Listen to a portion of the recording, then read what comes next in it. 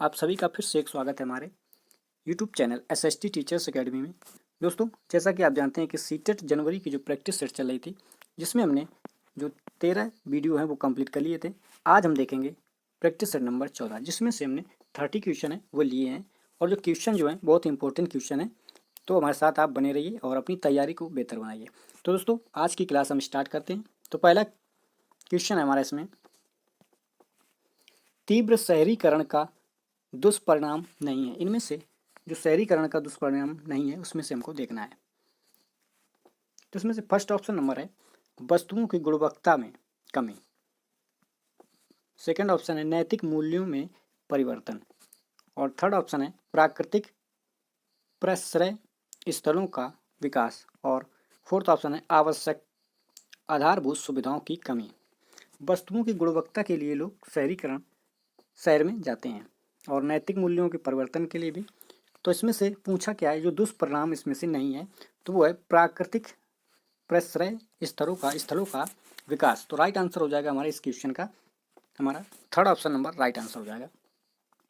अगला क्वेश्चन इसमें हमारा, पृथ्वी पर ताज़ा जल सर्वाधिक मात्रा में कहाँ पर पाया जाता है।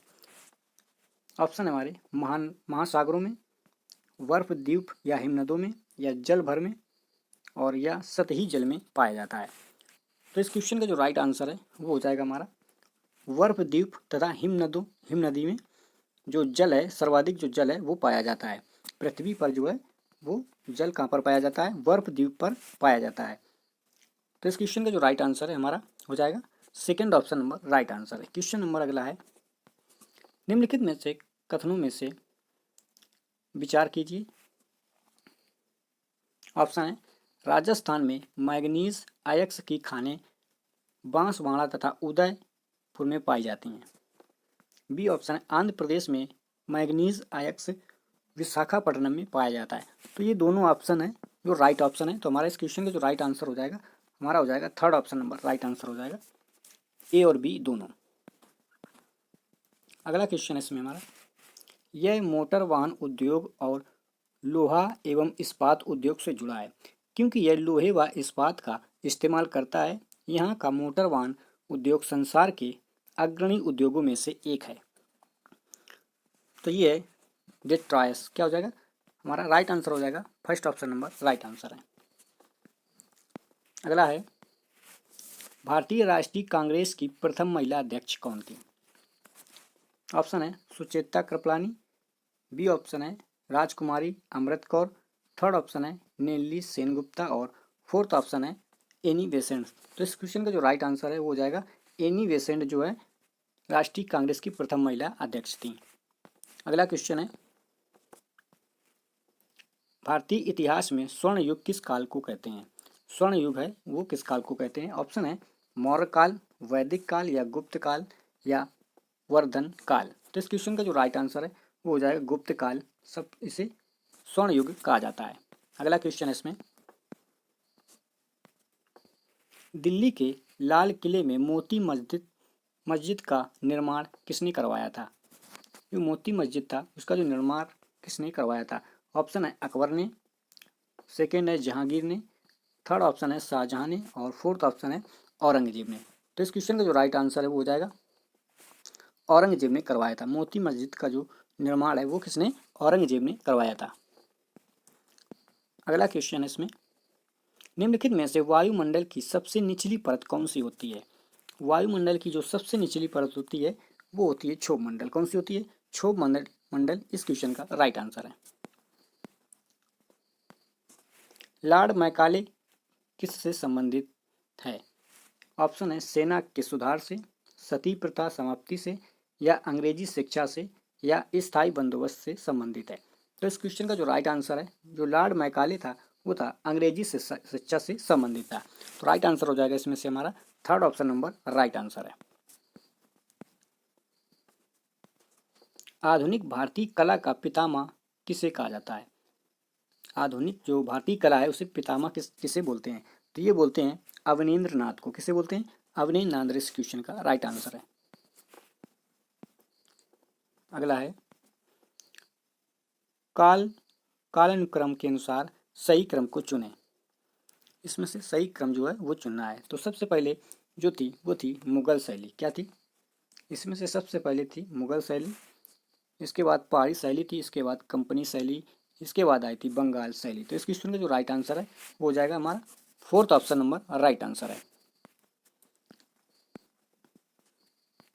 अगला क्वेश्चन है इसमें हमारा, निम्नलिखित में से कौन सा ग्रंथ सारंग देव द्वारा रचित है?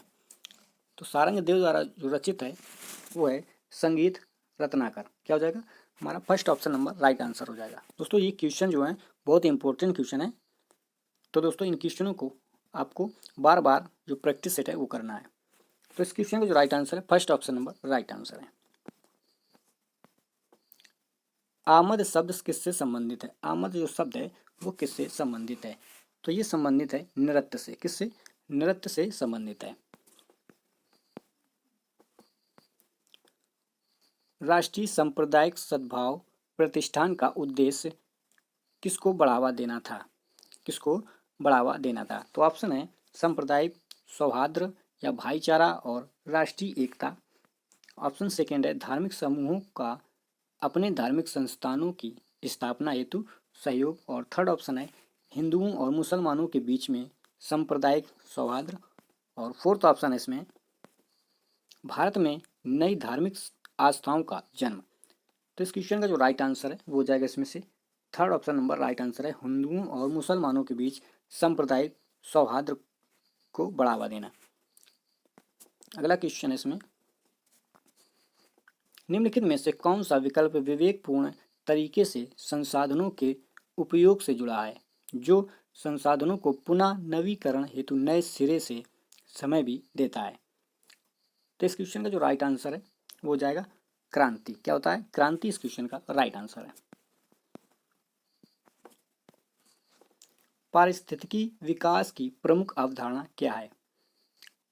तो इसकी जो अवधारणा है वो है संतुलित पारिस्थितिकी का विकास करना। राइट आंसर हो जाएगा हमारा first option number right answer है।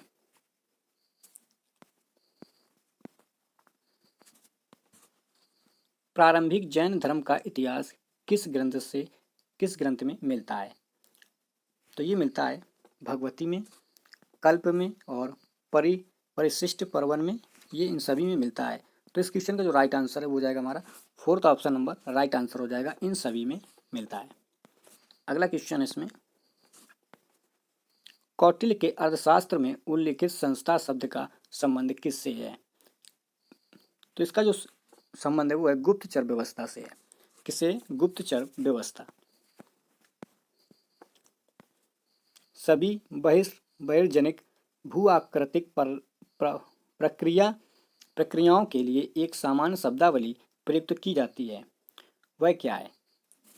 इसमें से जो राइट आंसर है वो है पटल विरूपण। क्या हो जाएगा? पटल विरूपण राइट आंसर है। निम्नलिखित में से कौन इस तर्क का पालन करता है कि मनुष्य जानवरों के साथ एक लंबे समय तक जुड़ा हुआ था? तो इस क्वेश्चन का जो राइट आंसर है वो है चार्ल्स डार्विन का ये वक्तव्य है। तो राइट आंसर हो जाएगा इसमें से हमारा second option number right answer है। भारत में मुद्रास्फीति मापी जाती है। मुद्रास्फीति जो है वो किससे मापी जाती है? ये मापी जाती है थोक मूल्य सूचकांक के द्वारा। राइट आंसर हो जाएगा इसमें से हमारा first option number right answer है। निम्नलिखित में से कौन भारत के संविधान की समवर्ती सूची के मामले में कार्य करता है? तो ये कार्य करता है केंद्र सरकार और राज्य सरकारों में के मामले में कार्य करता है। तो राइट आंसर हो जाएगा इसमें से first option number right answer है। दक्षिण भारत में चोलों के समय नामक कर नकद की बजाय जबरन श्रम के रूप में लिया जाता था। तो इसे कौन सा कर कहते थे? तो ये था वेट्टी कर। कौन था? वेट्टी नामक जो कर था वो था। तो राइट आंसर हो जाएगा इसमें से first option number right answer है। हाथी गुम्फा अभिलेख के विषय में क्या सत्य नहीं है? ऑप्शन है यह कलिंग के शासक खारवेल के विषय में सूचना देता है। बिल्कुल राइट ऑप्शन है। और सेकेंड है इनमें शासक की उपलब्धि का वर्षानुवर्ष विवरण दिया गया है। ये भी राइट है। और थर्ड ऑप्शन है इनमें खारवेल के जीवन के 15 वर्षों की उपलब्धियों का वर्णन किया गया है। फोर्थ ऑप्शन है, इनमें यह वर्णित है कि इसमें नंदों द्वारा बनवाई गई नहर का पुनर्निर्माण करवाया गया था। तो इस क्वेश्चन का जो राइट आंसर है वो हो जाएगा इसमें से third option number right answer हो जाएगा। ये जो ऑप्शन नंबर है वो गलत है और इसमें नहीं पूछा गया है, तो राइट आंसर हो जाएगा third option number right answer है। अगला क्वेश्चन इसमें, जरथुस्त्र कौन था? इस क्वेश्चन का जो राइट आंसर है वो था एक ईरानी नबी था। क्या था? एक ईरानी नबी था। राइट आंसर हो जाएगा fourth option number right answer है। एलोरा की गुफा का भित्ति चित्र जिसमें विष्णु को नरसिंह अर्थात पुरुष सिंह के रूप में दिखाया गया है, यह किस काल की कृति है? यह किस काल की कृति है? तो इस क्वेश्चन का जो राइट आंसर वो है राष्ट्रकूट काल। क्या हो जाएगा? हमारा second option number right answer हो जाएगा। अगला है, निम्नलिखित में से कौन सा सामाजिक अध्ययन का उद्देश्य नहीं है? सामाजिक अध्ययन का जो उद्देश्य नहीं है, ऑप्शन है आदर्श नागरिक तैयार करना, सामाजिक विकास करना, सांस्कृतिक विकास करना और रटने का विकास करना। रटना ये एक निगेटिव शब्द है, तो इसका जो राइट आंसर हो जाएगा हमारा fourth option number right answer हो जाएगा। अगला क्वेश्चन है इसमें, हड़प्पा सभ्यता में प्रचलित फेयंस के संबंध में क्या सत्य नहीं है? इसमें भी क्या पूछना है? निगेटिव शब्द हमको ढूंढना है। ऑप्शन इसमें, यह कृत्रिम रूप से तैयार किया जाता है, बालू या स्फटिक के चूर्ण को गोंद से मिलाकर इसे बनाया जाता है, और इसका उपयोग हथियार बनाने में किया जाता है। इसका उपयोग हथियार बनाने में नहीं किया जाता है। इनमें मनके, चूड़ी और छोटे बर्तन बनाए जाते हैं। बिल्कुल राइट है। तो ऑप्शन नंबर जो गलत है वो हो जाएगा हमारा थर्ड ऑप्शन नंबर, इसका गलत ऑप्शन है। तो राइट आंसर हो जाएगा इसमें से third option number right answer है। महात्मा बुद्ध से संबंधित लगभग सभी स्थलों पर स्तूप, विहार, चैत्य तथा अन्य स्मारक बनाए गए थे। निम्नलिखित में से किस स्थल का महात्मा बुद्ध के जीवन से कोई संबंध नहीं था, परंतु वहां एक स्तूप निर्मित करवाया गया? तो इस क्वेश्चन का जो राइट आंसर है वो हो जाएगा सांची का जो स्तूप है वो कौन सा है? सांची का स्तूप, जिससे बुद्ध से के जीवन का कोई संबंध नहीं है, पर वहां पर स्तूप था जो बनवाया गया था। अगला क्वेश्चन इसमें, अशोक के ज्यादातर अभिलेख और ब्राह्मी लिपि में है। जो अशोक के जो अभिलेख हैं वो किस भाषा में सबसे ज़्यादा लिखे गए हैं? तो इसमें से जो राइट आंसर वो है प्राकृत भाषा और ब्राह्मी लिपि में लिखे गए हैं। अगला क्वेश्चन है इसमें, तो दोस्तों ये थे हमारे 30 क्वेश्चन थे। 30 क्वेश्चन है, बहुत इंपॉर्टेंट क्वेश्चन है, और आप सभी को ये वीडियो प्रैक्टिस सेट पूरी कंप्लीट देखनी चाहिए। और ये जो प्रैक्टिस सेट है इसे एक बार दोबारा भी आप सभी को एक बार ज़रूर देखना चाहिए। तो दोस्तों वीडियो देखने के लिए आप सभी का बहुत बहुत धन्यवाद।